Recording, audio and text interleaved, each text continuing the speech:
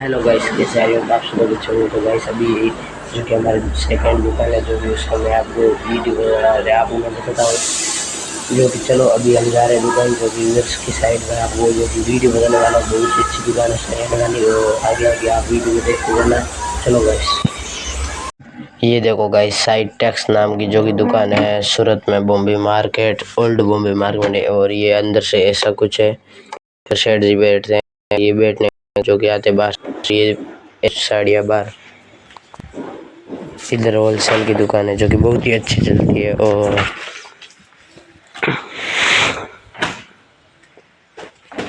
ये है दूसरी वाली दुकान।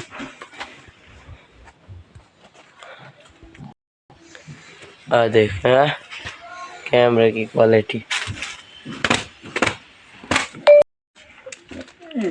तो चुपी सेकंड दुकान वाला। और लाइक करना, शेयर करना, सब्सक्राइब जल्दी मिलता है।